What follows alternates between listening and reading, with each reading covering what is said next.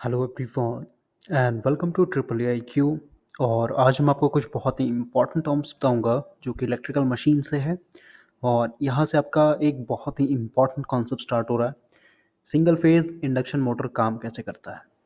ये अपने आप में बहुत ही कॉम्प्लिकेटेड चैप्टर है, लेकिन मैं अपना यहाँ पे बेस्ट दूंगा और आपको इस पूरे लेक्चर को देखने में कभी भी बोरिंग महसूस नहीं होगा। अगर हम लोग इलेक्ट्रिकल मशीन की बात करें तो इसमें जो भी आपका वर्किंग प्रिंसिपल है, जैसे ट्रांसफार्मर कैसे काम करता है, ये भी आपको समझ में आ जाएगा। अगर हम लोग थ्री फेज सिस्टम की बात करें जिसमें आपका थ्री फेज इंडक्शन मोटर आता है, ये भी समझ में आ जाए कैसे काम करता है। क्योंकि जैसे ही हम लोग थ्री फेज सप्लाई देते हैं तो आपका रोटेटिंग मैग्नेटिक फील्ड सेटअप होता है, और वही रोटेटिंग मैग्नेटिक फील्ड क्या करता है, रोटर के अंदर एक ईएमएफ इंड्यूस्ड करवाता है, उसके चलते एक करंट फ्लो होता है, उसके चलते आपका रोटर अपने आप में एक मैग्नेट बनता है, और वही मैग्नेट आपके स्टेटर वाले मैग्नेटिक फील्ड के साथ इंटरलॉक होकर के रन करता है। ठीक है, उसी तरीके से सिंक्रोनस मोटर भी है आपका, और आपका जो अल्टरनेटर है वो भी। तो ये सब समझने में आपको कभी भी प्रॉब्लम नहीं होगा, लेकिन जो सबसे ज़्यादा प्रॉब्लम क्रिएट करता है वो है सिंगल फेज इंडक्शन मोटर का वर्किंग प्रिंसिपल क्या है, आखिर कैसे ये काम करता है। हम लोग कैपेसिटर क्यों लगाते हैं अपने सीलिंग वाले फैन में। कैपेसिटर आपका ख़राब हो जाता है तो क्यों हम लोग को रिप्लेस करना पड़ता है। फिर अगर कैपेसिटर हम लोग वहाँ पे नया नहीं लगाएं तो पंखा क्यों नहीं स्टार्ट होता है। तो ये सब का जवाब आपको मिलेगा। अभी हम लोग बेटर तरीके से समझने के लिए थ्री फेज इंडक्शन मोटर से स्टार्ट करेंगे, क्योंकि इसको जब आप समझ जाते हैं तो आपको ये समझने में ज़रा सा भी प्रॉब्लम नहीं होगा। आपको पता है, थ्री फेज इंडक्शन मोटर की बात करें तो थ्री फेज इंडक्शन मोटर में आपका क्या होगा, स्टेटर होगा। मान लेते हैं आपका स्टेटर है, इसके अंदर हमारा थ्री फेज वाइंडिंग क्या होगा, मान लेते हैं आपका पहला वाइंडिंग, ये आपका दूसरा वाइंडिंग, और ये मान लेते हैं आपका तीसरा वाइंडिंग। कनेक्शन कैसे करेंगे, सबसे पहले ये इंड और ये इंड, तीनों को इंड को ला करके हम लोग एक साथ जोड़ देते हैं। ठीक है, ये आपका क्या हो गया, ये एक पॉइंट हो गया जिसको हम लोग बोले हैं न्यूट्रल। और ये आपका फेजेस हो गया, एक फेज, दो फेज, और ये आपका यहाँ से तीन फेज, यानी इसमें आर वाई बी, और ये आपका न्यूट्रल के लिए हो गया। तो जैसे ही हम लोग थ्री फेज सप्लाई देंगे तो आपके स्टेटर में जो है रोटेटिंग मैग्नेटिक फील्ड सेटअप होगा, यानी ऐसा मैग्नेटिक फील्ड जो गोल गोल घूमेगा। ठीक है, गोल गोल घूमेगा इस तरीके से, और ये जिस स्पीड पे घूमता है उसका रिलेशन है एन एस, जिसको हम लोग बोलते हैं सिंक्रोनस स्पीड, और ये होगा आपका 120 एफ डिवाइडेड बाई पी। ठीक है, तो ये आपका बहुत ही बेसिक रिलेशन है, इस पर मैं ज़्यादा फोकस नहीं करूँगा। अगर आपको देखना है कि कैसे हमारा थ्री फेज सप्लाई देते ही रोटेटिंग मैग्नेटिक फील्ड सेटअप होता है, तो यूट्यूब पे बहुत सारे एनिमेशन वीडियो है, आप सिंपली सर्च कीजिएगा थ्री फेज इंडक्शन मोटर काम कैसे करता है। ठीक है, वहाँ से आपको दिख जाएगा कैसे घूमता है। और अभी हम लोग टेक्निकली समझेंगे कि थ्री फेज सप्लाई देते ही कैसे हमारा रोटेटिंग मैग्नेटिक फील्ड सेटअप होता है, यानी 2D प्लेन पे भी। देखिए, थ्री फेज सप्लाई देते ही कैसे हमारा रोटेटिंग मैग्नेटिक फील्ड सेटअप होता है, इसको समझने से पहले हम लोग को ये समझना होगा कि थ्री फेज वोल्टेज हम लोग कैसे जनरेट करते हैं। और थ्री फेज वोल्टेज जनरेट कैसे करेंगे उससे पहले आपको समझना होगा सिंगल फेज और टू फेज जनरेटर के बारे में। तो आपको पता है, अगर आपको वोल्टेज जनरेट करना है, ठीक है, तो दो मेथड होता है। सबसे पहला मेथड देखते हैं, मान लेते हैं मेरे पास ये नॉर्थ पोल है और ये एक साउथ पोल है। इसका मतलब क्या हुआ, इसके अंदर इस तरीके का मैग्नेटिक फील्ड लाइन सेटअप होगा। और अगर मैं यहाँ पे एक कंडक्टर रख करके इसको अपने हाथों से घुमाऊं या फिर एक प्राइम मूवर से घुमाऊं, तो सीधी सी बात है, आपका फ्लक्स कट होगा। फ्लक्स कट होने के चलते क्या होगा, इसके अंदर यानी कॉइल के अंदर एक ईएमएफ इंड्यूस्ड होगा। और अगर यहाँ पे कोई लोड लगा हुआ है, मान लेते हैं यहाँ पे मैंने बल्ब लगा रखा है, फिर हीटर लगा रखा है, तो ये आपका बल्ब क्या होगा, जलेगा, या फिर कहिए इसके अंदर एक करंट फ्लो होगा। ठीक है, इसका मतलब क्या हुआ, आप अपने कंडक्टर को मैग्नेटिक फील्ड में घुमा दीजिए, उसके चलते आपको जो भी ईएमएफ इंड्यूस्ड होगा उसको हम लोग बोलते हैं डायनामिकली इंड्यूस्ड ईएमएफ। और दूसरा मेथड होता है जो कि आज के मॉडर्न अल्टरनेटर काम करते हैं। आप अपने कंडक्टर को फिक्स कर दीजिए, ठीक है, यानी कंडक्टर को आप फिक्स कर दीजिए इस तरीके से, और आपका जो फ्लक्स बनेगा है, ठीक है, उसको आप क्या कर दीजिए, चेंज कर दिए, यानी फ्लक्स को आप D phi by D T nature का कर दीजिए, तो ऑटोमेटिक क्या होगा, इसके अंदर एक ईएमएफ इंड्यूस्ड हो जाएगा। तो अगर हम लोग अल्टरनेटर की बात करें तो आपका कुछ इस तरीके का होता है। मान लीजिए आपका स्टेटर है, अब अल्टरनेटर हमेशा थ्री फेज का ही होगा ज़्यादातर। ये आपका पहला फेज, ये आपका दूसरा फेज, और ये आपका तीसरा फेज। और इसके बीच में अगर मैं एक मैग्नेट मान लेते हैं, आपका ये बार मैग्नेट है, ठीक है, फिर मान लिया नॉर्थ पोल साउथ पोल, अगर इस मैग्नेट को ही मैं घुमा दूं तो सीधी सी बात है फील्ड घूमेगा ना आपका, यानी फ्लक्स चेंज हो रहा है, डिफाइबिलिटी नीचे, तो उसके चलते क्या होगा, हर एक कॉइल में ईएमएफ इंड्यूस्ड हो जाएगा। तो ये तो बेसिक प्रिंसिपल हुआ कि दो तरीके से हम लोग वोल्टेज जनरेट कर सकते हैं, एक कंडक्टर को घुमा के और दूसरे केस में फ्लक्स को चेंज करवा करके। अभी हम लोग को मान लेते हैं सिंगल फेज जनरेटर बनाना है, तो सिंगल फेज जनरेटर क्या होगा, देखिए तो ये नॉर्थ पोल साउथ पोल हो गया, बीच में हम लोगों ने कॉइल रखा हुआ है, देखिए इस कॉइल को हम लोग एक तरीके से ऐसे डिजाइन करें तो कॉइल का हमेशा दो साइड होता है, ये आपका साइड वन हो गया इस साइड में, इसको हम लोग A1 मान देते हैं, और ये आपका साइड टू है, इसको हम लोग A2 मान लेते हैं, ठीक है। तो जब इसको इधर से देखिए तो क्या दिखेगा, सिर्फ और सिर्फ रेक्टेंगल ही तो दिखेगा, तो ये यहाँ पे दिखाया गया है। तो अभी जैसे ही हम लोग इसको एंटी क्लॉकवाइज डायरेक्शन में घुमाएंगे, यानी फ्लक्स कट होगा, फ्लक्स कट होने के चलते क्या मिलेगा आपको, कुछ इस तरीके का वेव फॉर्म मिलेगा।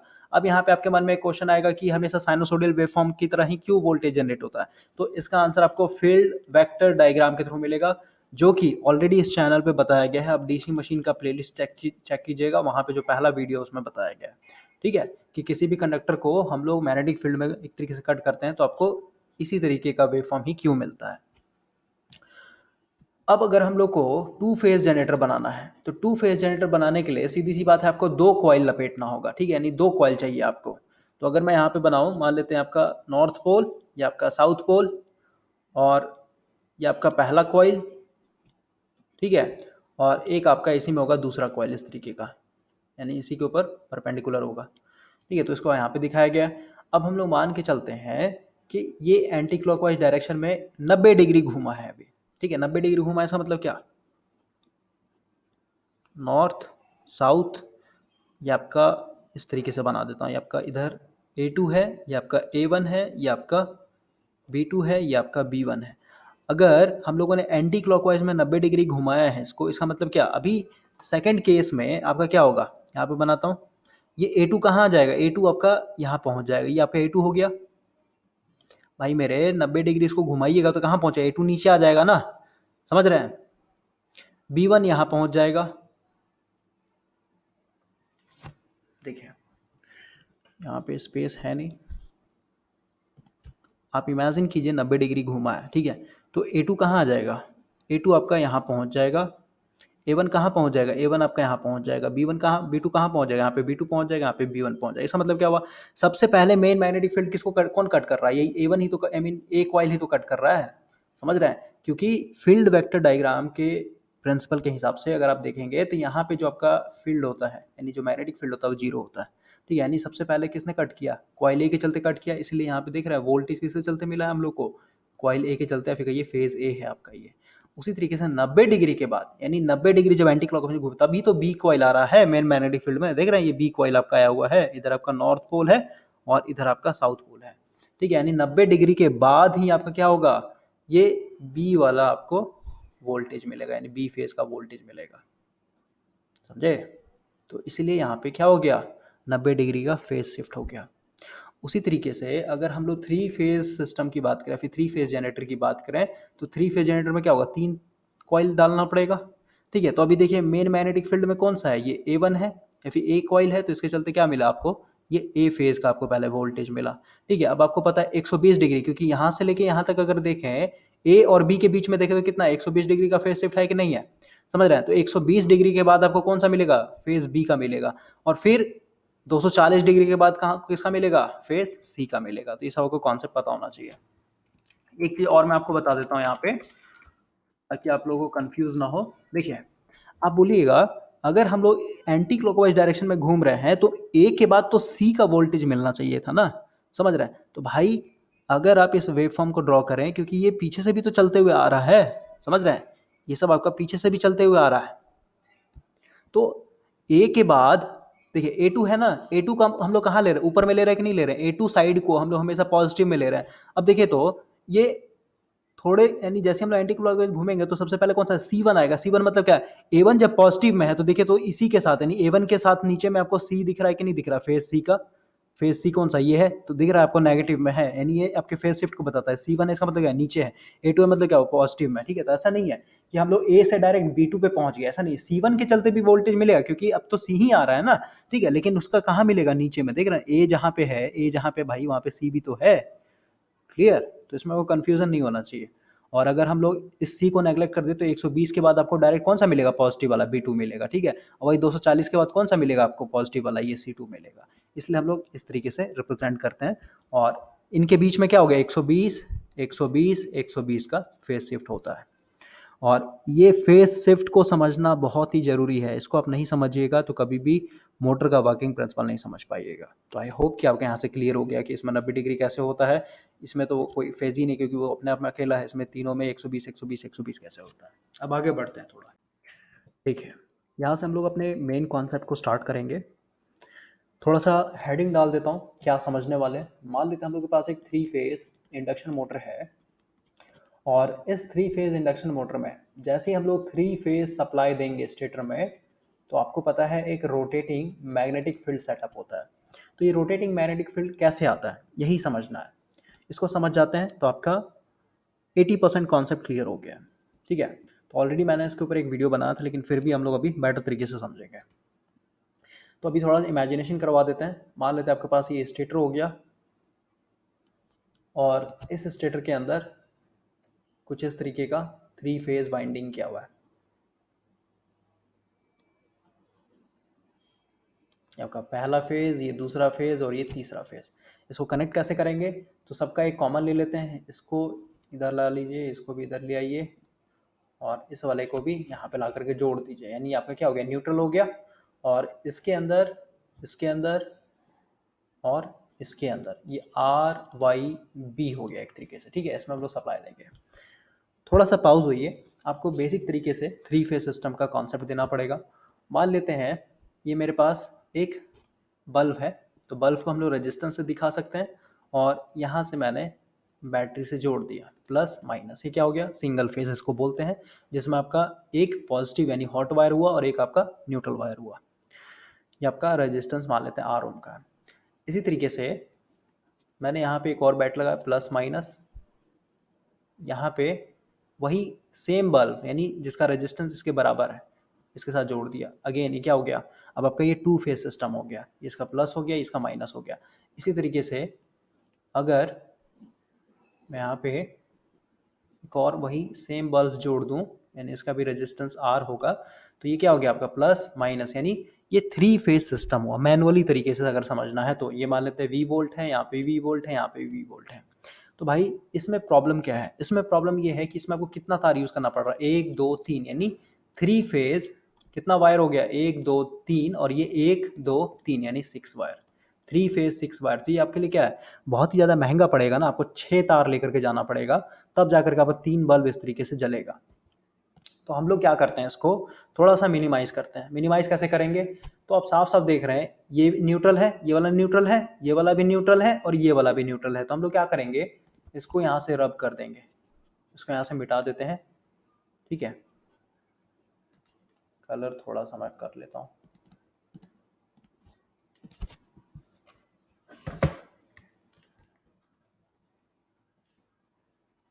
तो पूरा पूरा मिटा देते हैं हम लोग, और इन सब को यहाँ पे लाकर जोड़ देते हैं। सबको यहाँ पे लाकर जोड़ दीजिए, और एक तार यहाँ से लाकर के एक इसमें मिला दीजिए, ठीक है। इसका मतलब क्या हुआ, अब ये पूरा पूरा सिस्टम 3 फेज तो है ही, लेकिन ये सिर्फ और सिर्फ 4 वायर हो गया आपका। दूसरी बात देखिए, रेजिस्टेंस रेजिस्टेंस यानी तीनों रेजिस्टेंस क्या है आपका, बराबर है। बराबर इसका मतलब क्या, ये आपका बैलेंस लोड है। बैलेंस लोड कहने का मतलब, और यहाँ पे बैटरी भी क्या है, वी वोल्ट, यानी तीनों का सेम बैटरी है, 12 वोल्ट 12 वोल्ट 12 वोल्ट ऐसे मान सकते। तो सीधी बात है, इसमें जो करंट जा रहा होगा सबका सेम जा रहा होगा ना, आई एम्पियर, इसमें भी आई एम्पियर और इसमें भी आई एम्पियर। बैलेंस लोड में आपका तीनों फेज में जो करंट होता है बैलेंस होता है। तो यहाँ पे वही है, देखिए ये 3 फेज वाइंडिंग किया हुआ है भाई। तो यहाँ पे अगर मान लेते नंबर ऑफ टर्न्स 10 है, तो यहाँ पे भी नंबर ऑफ टर्न्स 10 ही होगा, यहाँ पे भी नंबर ऑफ टर्न्स 10 ही होगा। इसका मतलब क्या हुआ, इसके अंदर यानी इस वाइंडिंग के चलते एक तो आपको इंडक्टेंस मिलेगा, और एक आपको कुछ ना कुछ रेजिस्टेंस मिलेगा, ठीक है। मान लेते हैं X1 है और ये आपका R1 है, तो यहाँ पे भी वही रिएक्टेंस मिलेगा ना, X1 R1 X1 R1, क्योंकि ये तीनों जो वाइंडिंग किया हुआ है उसके चलते जो भी आपका रिएक्टेंस और रेजिस्टेंस आ रहा है तीनों फेज का बराबर बराबर होगा। ये कहने का मतलब है मेरा। इसका मतलब क्या है, इसके अंदर जो भी करंट आएगा ये आपका क्या होगा, बैलेंस होगा। ऐसे हम लोग समझ के चलते हैं कि इस तीनों फेज में जो भी करंट आ रहा है बराबर I ampere I ampere I ampere. अब थोड़ा सा पाउज होइए। मान लेते हैं मेरे पास ये एक सोलेनॉइड है, ठीक है, यानी कोर के ऊपर मैंने तार लपेट रखा है, यहाँ से बैटरी दिया है मैंने, यहाँ से एसी सप्लाई देते हैं हम लोग मान लेते हैं, ठीक है। तो अगर यहाँ से जो भी करंट जा रहा है ये क्या है, साइनोसोडियल है इस तरीके का। तो भाई अगर करंट आपका साइनोसोडियल है तो आपका जो मैग्नेटिक फील्ड सेटअप होगा ये भी तो साइनोसोडियल ही होगा, समझ रहे हैं। ये फ्लक्स भी आपका साइनोसोडियल, ऐसा क्यों, क्योंकि आपको पता है आई डायरेक्टली प्रोपोर्शनल फाई होता है। अगर यहाँ पे एक साथ दिखाऊं, मान लेते हैं आपका करंट का वेव फॉर्म है, तो देखिए, और यहाँ पे मान लेते हैं फ्लक्स का वेव फॉर्म बना रहा हूँ मैं इसी के साथ, ठीक है। तो देखिए, जब आपका करंट जीरो है तो आपका फ्लक्स भी जीरो होगा, इस वाले रिलेशन से आपको रिलेट कीजिए। जब आपका करंट बढ़ रहा है तो आपका फ्लक्स भी धीरे धीरे बढ़ेगा, ठीक है। करंट मैक्सिमम पहुंचा तो फ्लक्स भी मैक्सिमम पहुंचा, करंट घट रहा तो फ्लक्स भी आपका घटेगा, करंट जीरो तो आपका फ्लक्स भी जीरो, और करंट नेगेटिव तो करंट फ्लक्स भी आपका नेगेटिव, मतलब ये दोनों एक दूसरे के साथ रहेगा, ठीक है। जैसे करंट बहेगा उसी तरीके से फ्लक्स भी बहता है। तो यहाँ पे भाई तीन करंट दे रहे हैं ना, समझ रहे हैं, तीन फेज में तीन करंट देने से मतलब क्या, तीन मैग्नेटिक फील्ड सेटअप होगा। और तीनों मैग्नेटिक फील्ड में क्या होगा, थोड़ा सा पॉज हुई यहाँ पे, देखिए वहाँ पे स्पेस नहीं था, यहाँ पे समझते हैं। हम लोग यहाँ पे एक तरीके से सप्लाई दे रखा है, ठीक है, ऐसा भी इमेजिन कीजिए, इसके अंदर आई आई आई करंट फ्लो हो रहा है। तो इसके अंदर जो भी करंट दे रहे हैं आप, यानी जो भी आप थ्री फेज सप्लाई दे रहे हैं वो कैसे दे रहे होंगे, थ्री फेज जनरेटर से दे रहे होंगे। तो सबसे पहले थ्री फेज जनरेटर का हम लोग आउटपुट देखते हैं, आउटपुट वोल्टेज क्या मिल रहा है हम लोग को, तब जाके आपको समझ में आएगा। मान लेते हैं मेरे पास एक्सिस हो गया, ये फेज ए के चलते आपको मिला भाई, देखिए आपको इस तरीके का मिलेगा ना आउटपुट में थ्री फेज जनरेटर के थ्रू, ठीक है। और यही वोल्टेज क्या होगा, इसी वोल्टेज के चलते तो आपको करंट मिल रहा है, समझ रहे हैं। इसके अंदर थ्री फेज वोल्टेज चलते करंट मिल रहा है, और इसी करंट के चलते आपका मैग्नेटिक फील्ड भी तो सेटअप होगा, समझ रहे हैं। तो कहने का मतलब क्या है मेरा, अगर फेज ए के चलते जो आपको करंट मिला ये मान लेते हैं आई ए है, ठीक है। तो इस आई ए के चलते जो आपको फ्लक्स मिलेगा वो कुछ इस तरीके का मिलेगा, ये मान लेते हैं फाई ए है। अब आपको पता है इसके अंदर अगर करंट फाई बी जा रहा है, आई मीन आई बी जा रहा है, मतलब क्या यहाँ पे वो जो आई करंट होगा क्या होगा, 120 डिग्री के बाद ही स्टार्ट होगा ना भाई, समझ रहे हैं, 120 डिग्री के बाद ही स्टार्ट होगा, फेज डिफरेंस होता है थ्री फेज सिस्टम में, यानी आपका जो दूसरा फ्लक्स होगा ये 120 डिग्री के बाद ही आपका आएगा, समझ रहे हैं। और यहाँ पे अगर हम लोग आईसी करंट दे रहे हैं तो सीधी सी बात, आईसी करंट क्या होगा, 240 डिग्री के बाद डिस्प्लेस होगा, तो आपका जो फ्लक्स होगा वो भी 240 डिग्री के बाद ही मिलेगा।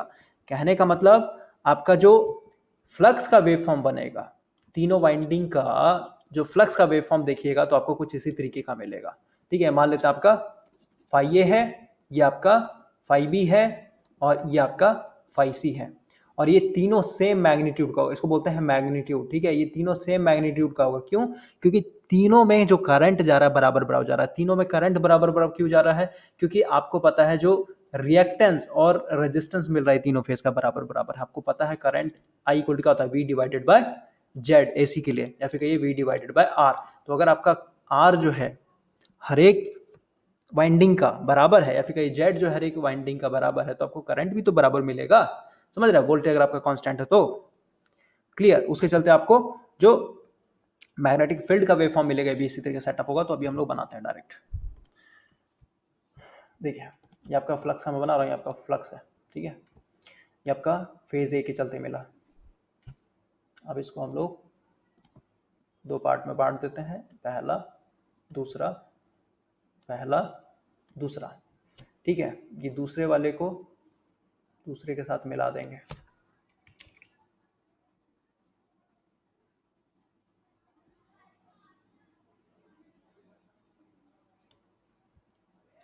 और इसको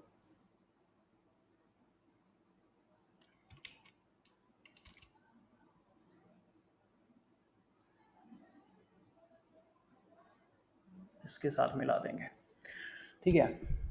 बाकी जो कंटिन्यू जा रहा है इसको इसी तरीके से कंटिन्यू रखेंगे।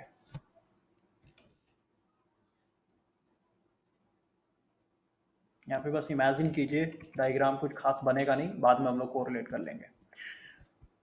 और ये आपका इस तरीके से जाएगा।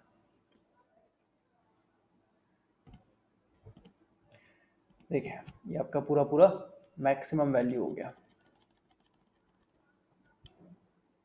यहाँ पे कुछ खास बना नहीं है, हो गया आपका ये। ठीक है, नेमिंग कर देते हैं। ये आपका क्या है, फाई ए है। ठीक है, ए फेज के चलते आपका यहाँ पे करंट मिला आई है, उसके चलते आपका फ्लक्स मिला है।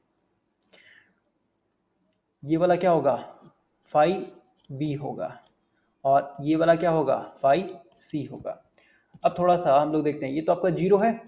ठीक है, ये आपका मान लेते हैं पोजीशन 1 है, ये आपका पोजीशन 2 है, ये आपका पोजीशन 3 है, ये आपका पोजीशन 4 है, और ये वाला पोजीशन मान लेते हैं आपका 5 है। और आपको पता है ये आपका 0 डिग्री, कलर का प्रॉब्लम है भाई, ये 0 डिग्री हुआ आपका। ये आपका यहाँ पे 60 डिग्री होता है। ठीक है, ये आपका 120 डिग्री। ठीक है, यानी पोजीशन 2 जहाँ पे है ये 120 डिग्री कहलाता है, पोजीशन 3 जहाँ पे एक आपका 180 डिग्री होगा, क्योंकि हम लोग हाफ साइकिल पे चल रहे हैं ना। तो हाफ साइकिल क्या होता है, 0 से लेके पाई या फिर कहिए 0 से लेके 180 तक होता है, तो वही मैंने किया। ठीक है, बीच में आपका 60 आएगा, 120 आएगा, फिर 180 आएगा। तो अभी हम लोग ये तो फ्लक्स देख रहे हैं हम लोग। ठीक है, और आपको पता है भाई ये कितने पे डिस्प्लेस्ड है, 120 120 120 पे है कि नहीं है, बताइए। 120 120 का फेज डिफरेंस है। तो अगर मैं यहाँ पे वेक्टर की तरह रिप्रेजेंट करूँ, मान लेते हैं आपका ये आपका फाई 1 है, और सबका मैग्नीट्यूड देख रहे हैं सेम है ना, मैग्नीट्यूड सेम है, यानी ये जो लाइन बनाएंगे ये सेम बनाएंगे, लाइन आपके मैग्नीट्यूड को बताता है। ये मान लेते हैं आपका फाई 2 है। ठीक है, ये फाई 2 है, इन लोगों के बीच में कितना होगा, 120 डिग्री का फेज शिफ्ट होगा, जो कि साफ साफ दिख रहा है आपको वेव फॉर्म में। और ये आपका मान लेते हैं फाई 3 है। ठीक है, इसको ए मान लीजिए, इसको बी मान लीजिए, नेमिंग अच्छे से करते हैं। ए हो गया, बी हो गया, और ये सी हो गया। अब हम लोग पोजीशन 0 पे देखते हैं, यानी यहाँ पे देखते हैं सबसे पहले पोजीशन 0 पे। पोजीशन 0 पे भाई फाई ए का वैल्यू क्या है, ये अब देखते हैं। फाई ए देख रहे हैं, ए वाला, यही वाला ब्लैक वाला है। ए क्या है अभी यहाँ पे 0 है, तो ये तो आपका 0 हो गया। या फिर और अगर स्टैंडर्ड वे में लिखें इसको, फाई ए फाई बी फाई सी को अगर लिखना होगा तो हम लोग क्या लिखेंगे, फाई ए इक्वल टू क्या लिखेंगे, फाई एम यानी phi max sine omega T. Phi B को अगर लिखना हो तो क्या लिखूंगा मैं, phi max sine omega T minus 120 degree, समझ रहे हैं। और उसी तरीके से फाई सी को अगर लिखना है तो क्या लिखूंगा, phi max sine omega T minus 240 degree. तो अभी हम लोग पोजीशन 0 पे काम कर रहे हैं, तो पोजीशन 0 पे फाई ए का वैल्यू तो 0 था, मैंने 0 लिख दिया। उसी तरीके से इस 0 पोजीशन पे हम लोग देखते हैं फाई बी का वैल्यू क्या है। तो फाई बी देखिए, तो फाई बी कौन सा है, ये ब्लू वाला लाइन है ना, फाई बी देखिए तो कितना पे है, यहाँ पे आ रहा है। ठीक है, यहाँ पे कहीं पे आ रहा है, तो इसको हम लोग कैसे कैलकुलेट करेंगे, देखिए फाई बी बराबर क्या है, ये वाला वैल्यू लिखिए, फाई मैक्स साइन ब्रैकेट में ओमेगा टी माइनस 120। हम लोग ब्रैकेट को तोड़ते हैं, phi max sine omega T, और एक बार फिर क्या होगा, प्लस माइनस माइनस, क्योंकि ब्रैकेट को तोड़ रहा है ना, फाई मैक्स साइन 120 डिग्री। और ये फाई ए बराबर मैंने 0 क्यों कर दिया, क्योंकि भाई मेरे फाई ए क्या लिखेंगे, फाई ए बराबर क्या था आपका, ये phi max sine omega T, यानी इस पूरे के जगह ही तो बराबर 0 है ना, क्योंकि 0 पोजीशन पे आप देखिए ए का वैल्यू कितना है, 0 है, यानी ये पूरा phi M sine omega T बराबर आपका 0 होगा। इसका मतलब क्या हुआ, इस पूरे टर्म की जगह हम लोग 0 लिख सकते हैं। तो क्या हो जाएगा, फाई बी बराबर 0 माइनस, इसको आप जब सॉल्व कीजिएगा तो साइन 120 का √3/2 होता है। ठीक है, तो माइनस √3/2, और आपका ये फाई मैक्स रहेगा। ठीक है, इसका मतलब क्या हुआ, फाई बी इस 0 पोजीशन पे आपका जो फाई बी का वैल्यू देखिए, ऑलरेडी आपको दिख रहा है माइनस में है, तो माइनस तो रहेगा ही, माइनस आ भी गया आपका, क्या हो जाएगा, माइनस √3/2 फाई एम, या फिर कहिए फाई मैक्स, ये आपका फाई बी के लिए हो गया। इसी तरीके से हम लोग फाई सी के लिए कैलकुलेट करेंगे। तो फाई सी देखिए, तो 0 पोजीशन पे फाई सी कहाँ है, यही ना ब्राउन वाला आपका, ये है आपका यहाँ पे पहुंचा हुआ है। तो इसके लिए हम लोग क्या लिखेंगे, ऊपर वाली इक्वेशन से लिखिए पहले आप, phi max sine omega T, और फिर ब्रैकेट तोड़ देते हैं डायरेक्ट यहाँ पे भाई, इसको आप मल्टीप्लाई किया ना एक बार इसके साथ और एक बार इसके साथ, क्या हो जाएगा, माइनस फाइव मैक्स साइन, ये हो जाएगा आपका 240, क्योंकि माइनस हम लोग बाहर ले लिया। इसके जगह तो हम लोग क्या लिखेंगे, जीरो, क्योंकि भाई पोजीशन जीरो पे काम कर रहा है ना, तो ऑलरेडी मैंने आप बता दिया कि ये जीरो हो जाएगा आपका, माइनस, और ये साइन 240 का जब वैल्यू निकालिएगा तो ये माइनस में हो जाएगा, ठीक है, माइनस √3/2 फाइव मैक्स, ठीक है। तो ये बाहर में एक माइनस है, एक अंदर माइनस है, इसका माइनस माइनस प्लस हो जाएगा। इसका मतलब क्या हुआ, फाइव सी बराबर, यहाँ पे लिख देता हूँ, फाइव सी बराबर क्या हो जाएगा, √3/2 फाइव मैक्स। तो ये आपका वैल्यू आ गया तीनों के लिए। देखिए ऊपर में थोड़ा सा ये सब मिटा देता हूँ मैं, ताकि हम लोग के लिए स्पेस हो जाए।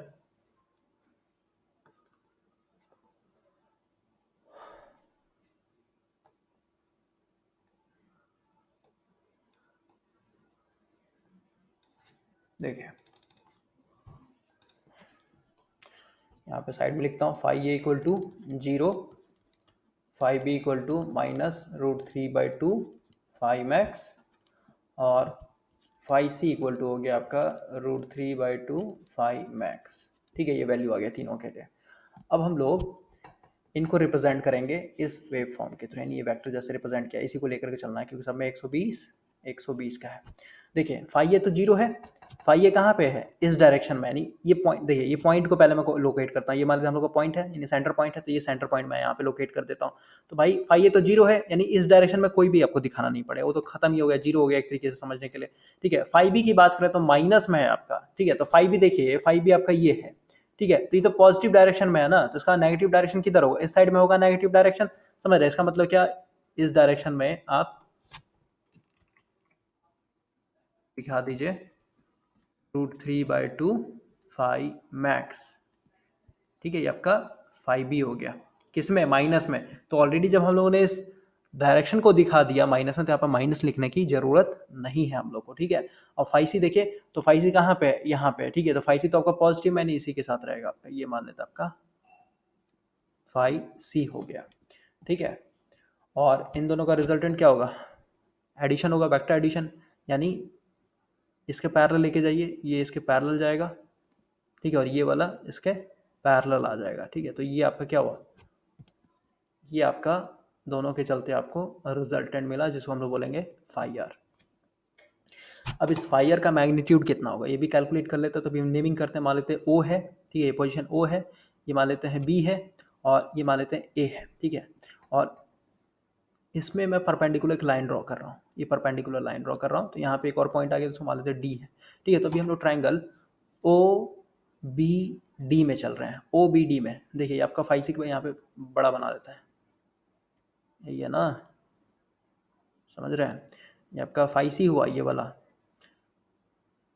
ये आपका ओ डी हुआ, ठीक है, और ये आपका बी हुआ। हम लोग को क्या कैलकुलेट करना है, ये वाला लाइन, ठीक है, यही तो है आपका फाई आर, यानी फाई आर आपका क्या है, ओ ए के बराबर, ये पोजीशन ए है, ठीक है। तो इसको हम लोग क्या लिख सकते हैं, क्या लिख सकते हैं, ओ डी बाई ओ ए को क्या लिख सकते हैं, O D plus D A, क्योंकि ये लाइन जब मैंने ड्रॉ कर दिया तो सीधे दोनों को बराबर बराबर हिस्सों में बांट रहा होगा ना, ठीक है। तो हम लोग को यहाँ पे ओ डी कैलकुलेट करना है, ठीक है, इस ट्रायंगल में ओ डी, इसको बॉक्स में बंद कर देते हैं ताकि आप कंफ्यूज ना हो। तो ओ डी, ठीक है, तो हम लोग क्या लिखाएंगे, कॉस थीटा लगाते हैं। अब बोलिए कॉस थीटा क्यों नहीं लगा लिया, क्योंकि भाई हम लोग को बेस निकालना है, ठीक है। कॉस थीटा क्या होता है, B/H, ठीक है, बेस निकालना है, नहीं ओ डी निकालना है, तो B बराबर क्या हो जाएगा, कॉस थीटा इंटू एच। अब ध्यान से समझिए, देखिए अगर मैं इस एंगल की बात करूँ, ये पूरे एंगल की बात करूँ, तो ये पूरा एंगल कितना होगा, 60 डिग्री के बराबर। बोलिए कैसे 60 डिग्री के बराबर होगा, समझिए, ये जो मैंने लाइन ड्रॉ किया है ये क्या है, क्यू फाइव बी का नेगेटिव डायरेक्शन है कि नहीं है, बताइए, फाइव बी का नेगेटिव डायरेक्शन है ना, समझ रहे, इसका मतलब क्या, ये पहले पूरा पूरा 120 डिग्री था, अब यहाँ से मैंने इसका जस्ट अपोजिट किया, तो क्या करें, 120 को बराबर बराबर हिस्सों में बांटेगा कि नहीं बांटेगा, बोलिए, इधर 60 हो जाएगा और इधर आपका 60 हो जाएगा, तो वही तो है, इधर वाला जो बचा आपका हिस्सा है कितना, 60 डिग्री ही है। और जब इसका रिजल्टेंट आपने लिया तो ये क्या होगा, इसको बीचों बीच फाड़ेगा, ठीक है, यानी इधर आपका क्या हो जाएगा 30 डिग्री और इधर आपका क्या हो 30 डिग्री, यानी ये एंगल क्या हो गया आपका 30 डिग्री हो गया।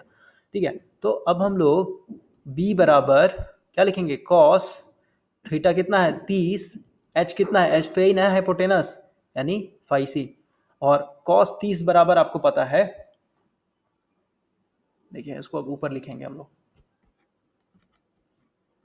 कॉस 30। ठीक है, तो डायरेक्ट हम लोग वैल्यू पुट कर देते हैं यहाँ पे,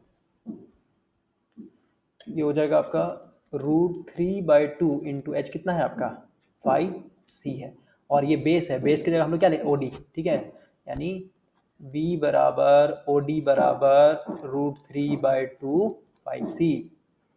ओके, और फाइव सी का वैल्यू कितना है, फाइव सी का वैल्यू आपका ये वाला है। ठीक है, तो इसको हम लोग लास्ट में वैल्यू पुट करेंगे, ऐसा कोई दिक्कत नहीं है। देखिए अब हम लोग को ओडी तो पता चल गया, ये तो वैल्यू पता चल गया, अब हम लोग को डीए पता चलना है ना।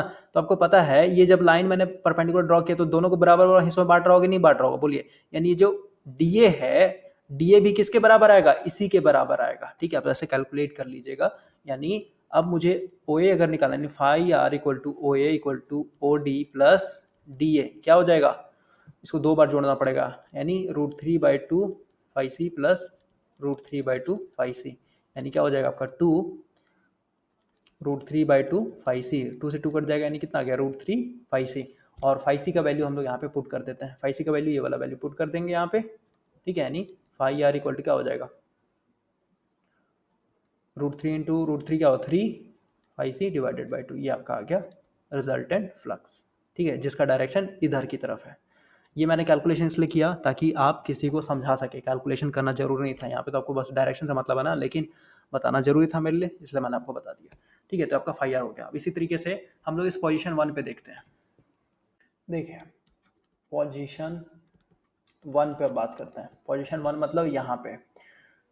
तो सबसे पहले आप ब्राउन वाले लाइन को देखिए, ब्राउन वाला लाइन क्या है, इसी पे आ रहा है एकदम, यानी इसके सामने जाइए तो क्या मिल रहा है, जीरो ही तो मिल रहा है भाई, इसके सामने क्या जीरो, यानी आपका ब्राउन लाइन कौन सा है, फाई सी है, यानी फाई सी आपका इस बार जीरो हो जाएगा। ठीक है, अब पोजीशन 1 पे हम लोग देखते हैं फाई ए का वैल्यू, तो फाई ए क्या है, ब्लैक वाला है, यानी फाई ए कहाँ पे आएगा, यहाँ पे आएगा, यानी इसके जस्ट सामने जाइएगा यहाँ पे तो इधर मिलेगा, यानी इसका वैल्यू वही आ जाएगा आपका। ठीक है ना, ये पॉजिटिव में, यानी आपका क्या हो जाएगा फाई ए, ये आ जाएगा √3/2 फाई ए। ठीक है,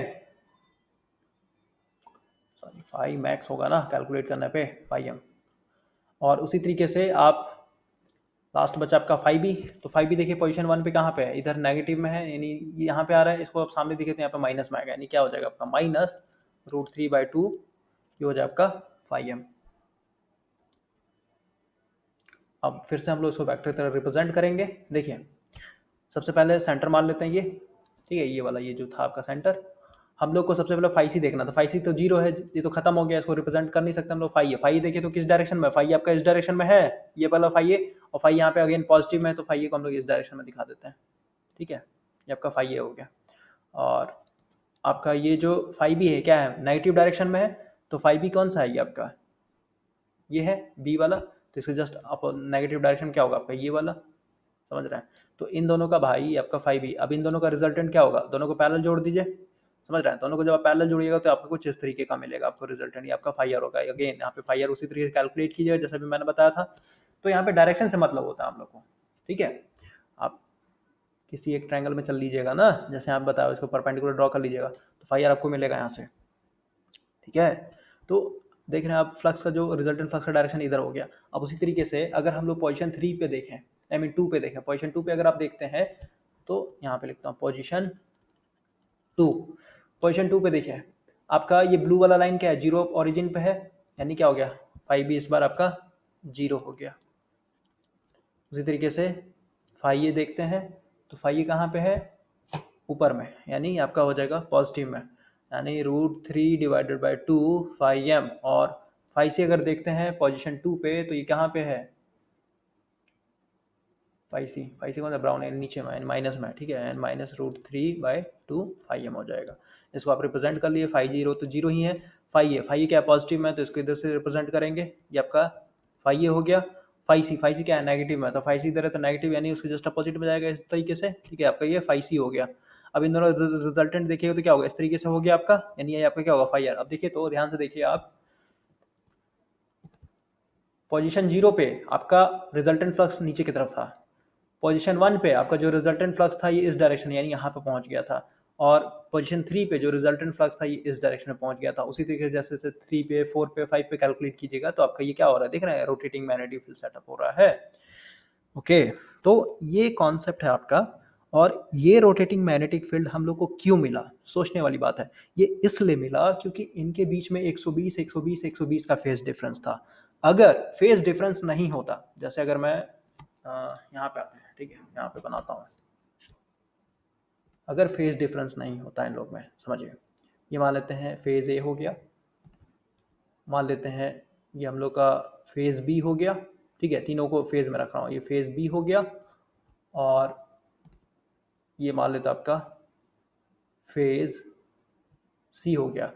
तो भाई अब आप पोजीशन कैलकुलेट कीजिए, जैसे उस तरीके से कैलकुलेशन देखा था ना, पोजीशन मान मान के ए 1 2 3 मान के। तो मुझे ये बताइए, कभी भी ऐसे वाले वेव फॉर्म में कोई भी रोटेटिंग मैग्नेटिक फील्ड सेटअप होगा?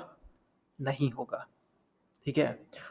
या फिर ऐसे भी कहिए, अगर इसमें आपका फेज डिफरेंस मान लेते हैं किसी में 60 का है, ठीक है, ये मान लेते हैं फेज ए हो गया, मान लेते हैं दूसरा वाला जो है थोड़ा सा मतलब 30 डिग्री से फेज डिफरेंस कर रहा है, तो मतलब थोड़ा बहुत भी फेज डिफरेंस होगा तो वहां पे भी रोटेटिंग मैग्नेटिक फील्ड सेटअप नहीं हो पाएगा। क्लियर? तो हम लोग को रोटेटिंग मैग्नेटिक फील्ड पाने के लिए फेज डिफरेंस पे बहुत ज़्यादा एक तरीके से ध्यान देना पड़ता है। और एक चीज़ समझिए, जैसे अगर आप इस वेवफॉर्म का मान लेते हैं फ्लक्स का एक तरीके से, ठीक है, फाई ए हो गया, ये आपका फाई बी हो गया, और ये आपका फाई सी हो गया। मुझे ये बताइए, अगर इनका मैग्नीट्यूड अलग अलग होता, यानी फाई ए, फाई बी और फाई सी, ये तीनों का मैग्नीट्यूड अलग अलग होता है। कहने का मतलब, मान लेते हैं ये 4 वेबर का, समझाने के लिए मैं बता रहा हूँ, ये 4 वेबर का है, ये मान लेते हैं आपका 8 वेबर का है, और ये मान लेते हैं आपका 7 वेबर का। यानी तीनों अगर अलग अलग मैग्नीट्यूड का होता तो ये वेव फॉर्म भी इस तरीके से सिमेट्रिक नहीं होता, यानी जो आपका स्ट्रेट लाइन दिख रहा है मैग्नीट्यूड का, ये सिमेट्रिक नहीं होता।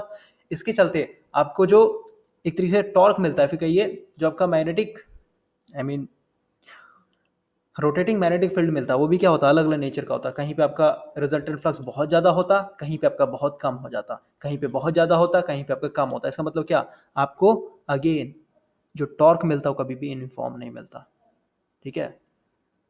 तो हम लोग हमेशा क्या करेंगे, जो भी नंबर ऑफ टर्न्स करते हैं सब में बराबर बराबर होना चाहिए, जिसके चलते आपका जो करंट है तीनों फेज में बराबर बराबर हो, जिसके चलते आपका फ्लक्स भी बने वो सेम मैग्नीट्यूड का बने। और सेम मैग्नीट्यूड होगा तो कभी भी आपको, आई मीन मतलब जो स्मूथनेस मिलता है हम लोग को, एक smooth rotating magnetic field setup होगा, ये कहने का मतलब है।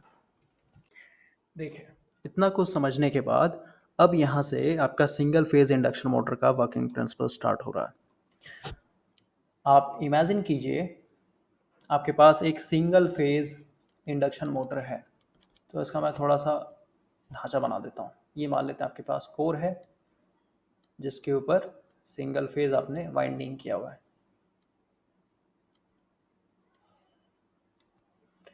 यहाँ से एक तार लेकर के इसके साथ जोड़ देते हैं, और ये आपका आउटपुट हो जाएगा। यहाँ से मैंने सप्लाई दे दिया, प्लस माइनस, और बीच में क्या होगा, आपका रोटर होगा। रोटर कैसा होता है, स्क्वायरल केज रोटर होता है इसमें। तो स्क्वायरल केज को हम लोग कैसे दिखाएंगे, इस तरीके दिखाएंगे। आप बोलिए ऐसे कैसे दिखा रहे हैं आप, समझिए। स्क्वायरल केज रोटर अगर आपने देखा होगा तो कुछ इस तरीके का होता है। ये आपका एंड रिंग हो गया, और इसमें आपका कुछ इस तरीके का टेढ़ा टेढ़ा, ठीक है, तिरछा तिरछा होगा, ताकि कभी भी इसके अंदर मैग्नेटिक लॉकिंग ना आ सके, ठीक है। इस स्लाइडिंग होगा, तिरछा तिरछा होगा ये कंडक्टर हो गया। तो इसको जब इधर से देखिएगा तो क्या दिखेगा, ऐसे ही तो दिखेगा। इसको बोलते हैं एंड रिंग। एंड रिंग से क्या है, ये शॉर्ट सर्किटेड है। तो अभी हम लोगों ने इसमें सिर्फ और सिर्फ सिंगल फेज सप्लाई दिया, सिंगल फेज सप्लाई दिया, सीधी सी बात है, इसमें क्या होगा, D phi by D T nature का फ्लक्स सेटअप होगा, और ये D phi by D T nature क्या करेगा, इसके साथ लिंक करेगा। या फिर कहिए, अगर मैं इसको वेव फॉर्म से दिखाऊं तो भाई कुछ इसी तरीके का तो आपको एक फ्लक्स मिलेगा, समझ रहे हैं, ये आपका फाई हो गया। तो मुझे ये बताइए, क्या ये सिंगल फ्लक्स आपको कभी भी रोटेटिंग मैग्नेटिक फील्ड प्रोवाइड कर सकता है? या फिर कहिए, इसको घुमा सकता है कभी भी? नहीं घुमा सकता। जैसे मान लेते हैं इसमें D phi by D T नीचे का फ्लक्स है ना, north pole south pole, north pole south pole, तो सीधी बात, ये फ्लक्स क्या करेगा, इस कंडक्टर के साथ लिंक करेगा, कंडक्टर के साथ लिंक करने के साथ इसके अंदर ईएमएफ इंड्यूस होगा, ईएमएफ इंड्यूस होने के चलते एक करंट मिलेगा, समझ रहा है। तो भाई मेरे, आपका मेन रोटेटिंग मैग्नेटिक फील्ड तो है ही नहीं यहाँ पे, तो कैसे इसको कोई घुमा पाएगा, समझ रहे हैं।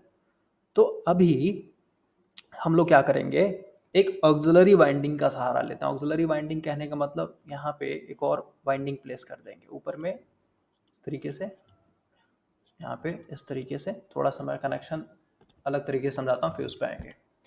मान लेते हैं मेरे पास प्लस माइनस, ये आपका पहला कॉइल है, ठीक है, यानी ये वाला जो हम लोगों ने स्टार्टिंग में ऑक्सिलरी वाइंडिंग को अभी भूल जाइए। और यहाँ पे आपका रोटर रखा हुआ था, तो ऐसा सिचुएशन में तो घूमेगा नहीं कभी भी ये। तो अब हम लोग क्या कर रहे हैं, हम लोग एक और वाइंडिंग को इंट्रोड्यूस कर रहे हैं जिसको हम लोग बोलते हैं स्प्लिट फेज मेथड, मतलब एक सिंगल फेज को तोड़ रहे हैं एक तरीके से। तो हम लोग क्या करेंगे, देखिए ये पॉजिटिव तार है और ये नेगेटिव तार है, तो हम लोग यहाँ से नेगेटिव कनेक्शन ले लेते हैं।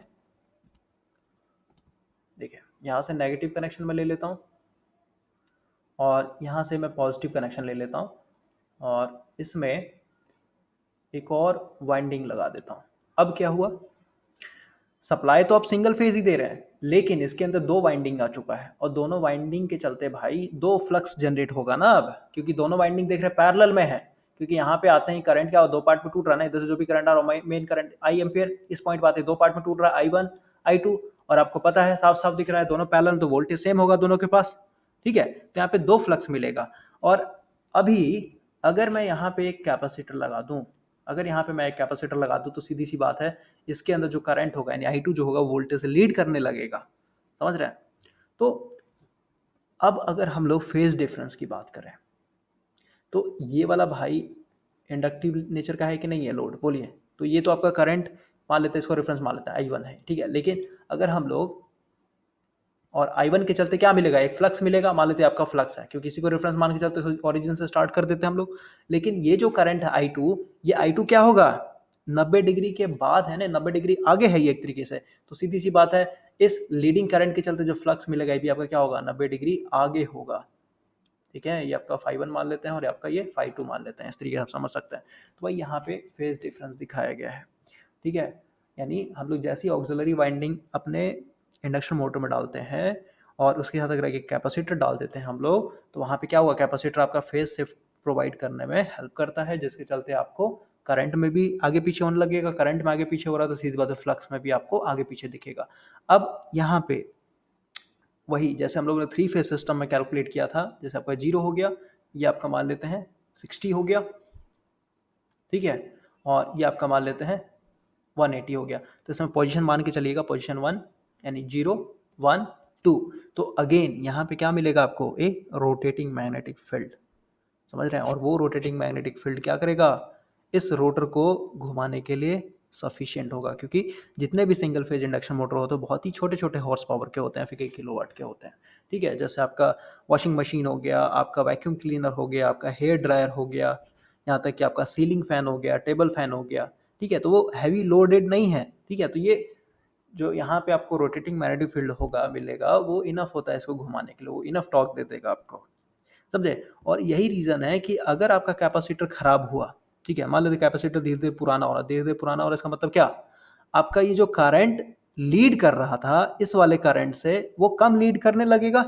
और कम लीड करने लगेगा मतलब क्या, यहाँ पे फेज डिफरेंस आपका कम नहीं लगेगा, और फेज डिफरेंस कम नहीं लगेगा इसका मतलब क्या, आपको रोटेटिंग मैग्नेटिक फील्ड जो मिल रहा था पहले जितना स्ट्रांग उतना मिलेगा नहीं। और एक दिन ऐसा है कि पूरा पूरा कैपेसिटर खराब हो जाएगा, उसके चलते आपका ये करंट जो है लीड लैग करेगा ही नहीं, उसके चलते आपका ये रोटर हमेशा रुका हुआ रहता है। तो ये मैनुअली वे हो गया समझने के लिए, अब थोड़ा सा टेक्निकली समझेंगे। देखिए यहाँ से हम लोग एक special type of single phase induction motor को समझेंगे। बेसिकली हम लोग, पता है सिंगल फेज इंडक्शन मोटर जो है कभी भी सेल्फ स्टार्टिंग नहीं होगा, क्योंकि उसमें जब भी सिंगल फेज वाइंडिंग होगा उसके पास कैपेसिटी नहीं है कि रोटेटिंग मैग्नेटिक फील्ड सेटअप कर सके जिसके चलते आपका रोटर घूम जाए। उसके चलते हम लोग को एक और उसके अंदर वाइंडिंग ऐड करना पड़ता है जिसको हम लोग बोलते हैं ऑक्सिलरी वाइंडिंग। तो आप सिंपली कह सकते हैं जो सिंगल फेज इंडक्शन मोटर होता है ये basically to phase induction motor होता है, ठीक है, स्टार्टिंग टाइम में। लेकिन जब आपका ये मोटर 70 से 80% का स्पीड पकड़ लेता है तो फिर बाद में हम लोग ऑक्सिलरी वाइंडिंग को डिस्कनेक्ट करते हैं। तो अभी हम लोग मैनुअली समझते हैं। जैसे मेरे पास एक है स्प्लिट फेज इंडक्शन मोटर, इसमें देखिए सप्लाई तो आप सिंगल फेज ही दे रहे हैं, लेकिन यहाँ पे देख रहे हैं फेज को तोड़ दिया गया है, वही वाला। यहाँ पे एक वाइंडिंग था किया हुआ आपने, और एक तार यहाँ से लेकर के और एक तार यहाँ से लेकर के आपने एक और क्या करिए, यहाँ पे वाइंडिंग कर लिया, कि यहाँ पे वाइंडिंग कर लिया, यहाँ से आप सप्लाई दे रहे हैं, ठीक है। और यहाँ पे आपका रोट रहता है, यहाँ पे वही है। तो ये तो आपका मेन वाइंडिंग हो गया, ठीक है। तो मेन वाइंडिंग, सीधी बात है, करंट क्या है, यहाँ से आएगा, दो पार्ट में टूटेगा, मेन वाइंडिंग के अंदर मेन करंट, और इधर आपका क्या हो गया, आपका ऑक्सिलरी करंट हो गया। अब अगर आप ध्यान से देखें तो यहाँ पे देखिए, आपसे एक क्वेश्चन पूछेगा, ऑक्सिलरी वाइंडिंग में, पढ़िए पहला लाइन क्या बोल रहा है, फिगर 8.8 में हम लोग का स्प्लिट फेज इंडक्शन मोटर दिखाया गया है, इसको हम लोग रेजिस्टेंस स्टार्ट मोटर भी कहते हैं। इसमें हमारा सिंगल केज रोटर होता है, इसके स्टेटर में दो वाइंडिंग होता है, मेन वाइंडिंग और स्टार्टिंग वाइंडिंग, जिसको हम लोग ऑक्सिलरी वाइंडिंग भी बोलते हैं। बोल रहा है the main field winding and the starting winding are displaced 90 in the space, मतलब इन दोनों के बीच में 90 डिग्री परपेंडिकुलर होना चाहिए, ताकि फ्लक्स भी हम लोग का उसी बेसिस पे हो, ठीक है। In two phase induction the main winding has very low resistance, देखिए क्या बोला, बहुत ही लो रेजिस्टेंस है मेन वाइंडिंग का। लो रेजिस्टेंस क्यों रखेंगे, क्योंकि इसी पे आपका पूरा पूरा मोटर चलेगा ना। तो अगर आपका रेजिस्टेंस हाई हो गया तो भाई वहां पे हमेशा क्या होगा, कुछ ना कुछ पावर लॉस होगा। इसलिए हम लोग मेन वाइंडिंग का रेजिस्टेंस क्या करते हैं, कम से कम रखते हैं। और रिएक्टेंस का क्या होता है, हाई होता है। रिएक्टेंस हाई है, इसका मतलब क्या, करंट आपका यानी जो आपका आईएम करंट है ये आपका लैग करेगा, ज्यादा से ज्यादा लैग करेगा वोल्टेज के साथ, ठीक है। लेकिन वही अगर हम लोग स्टार्टिंग वाइंडिंग की बात करें, फिर ऑक्सिलरी वाइंडिंग की बात करें, तो यहाँ पे जो आपका रिएक्टेंस होता है ये लो होता है, लेकिन रेजिस्टेंस आपका हाई होता है। इसका मतलब क्या हुआ, इसके अंदर जो करंट आ रहा है ऑक्सिलरी करंट क्या होगा, वोल्टेज के साथ फेज में हो, क्योंकि ये पूरा पूरा आप प्योर रेजिस्टिव मान के चल सकते हैं, ठीक है, क्योंकि हाई रेजिस्टेंस है ना यहाँ पे। तो आपका मान लेते हैं वोल्टेज एक तरीके से कॉमन है, या फिर कहिए रेफरेंस आपने ले लिया, क्योंकि पैरेलल सर्किट, तो पैरेलल सर्किट में वोल्टेज हम लोग ले सकते हैं, दोनों जगह सेम होता है।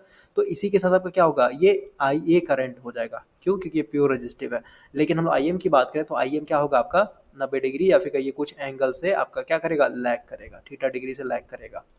अब सीधी सी बात, इसके चलते एक मैग्नेटिक फील्ड मिलेगा और एक इसके चलते मैग्नेटिक फील्ड मिलेगा, दोनों के में आपका क्या होगा, फेज डिफरेंस होगा। फेज डिफरेंस होने के चलते आपको रोटेटिंग मैग्नेटिक फील्ड मिलेगा, उसके चलते आपका रोटर घूमने लगेगा। तो अगर हम लोग आगे का थ्योरी पढ़ें, ठीक है, तो वही सब यहाँ पे लिखा गया, देखिए इसके चलते आपका ये स्टार्ट हो जाता है। इसी तरीके से आपका एक कैपेसिटर स्टार्ट मोटर होता है, तो वहाँ पे हम लोग रेजिस्टेंस ना लगा कर कैपेसिटर लगाते थे, जिसके चलते हम लोग का अगेन, हम लोग का मेन काम क्या है, करंट को लीड लैग करवा देना, ठीक है, स्टार्टिंग और ऑक्सिलरी वाइंडिंग में जो है। अब एक क्वेश्चन यहाँ पे ये आएगा कि जब आपका मोटर 70 से 80% पिकअप पकड़ लेता है, उसके बाद तो ऑक्सिलरी वाइंडिंग हटा दे रहे हैं, तो उसके बाद कैसे ये घूमते रहता होगा, ये भी सोचने वाली बात है ना। तो ये भाई जब आप डबल रिवॉल्विंग फील्ड थ्योरी का कॉन्सेप्ट पकड़िएगा तब जाकर के वहाँ से क्लियर होगा। तो उस पर अभी हम लोग नहीं आएंगे, ऑलरेडी मे बी ये वीडियो लंबा हो गया होगा। तो अभी तक जो बेसिक इन्फॉर्मेशन मैंने दिया वो आपको यहाँ से क्लियर हो गया होगा। और अभी थोड़ा सा हम लोग देखिए, यहाँ पे डबल रिवॉल्विंग फील्ड थ्योरी है, क्या बोलता है, पढ़ते हैं थोड़ा सा। पूरा है, double revolving field theory of a single phase induction motor basically state that stationary pulsating, देखिए इसका मतलब क्या हुआ, ये आपका कोर हो गया, इस पे आपने वाइंडिंग कर रखा है, मान लेते हैं इधर से आपने इसको जोड़ दिया यहाँ से, इसके इसमें अपना सप्लाई दे रखा है, ठीक है। तो सीधी सी बात है, इसमें कैसा मैग्नेटिक फील्ड सेटअप होगा, पल्सेटिंग मैग्नेटिक फील्ड सेटअप होगा कि नहीं होगा, D fibre D T nature का। तो वही लिखा हुआ है कि जैसे ही हम लोग सिंगल फेज सप्लाई देंगे अपने इंडक्शन मोटर में, तो हमारा एक स्टेशनरी पल्सेटिंग मैग्नेटिक फील्ड जो है सेटअप होगा। और इस मैग्नेटिक फील्ड को हम लोग दो पार्ट में तोड़ सकते हैं। रिजॉल्व मतलब दो पार्ट में तोड़ना, ठीक है।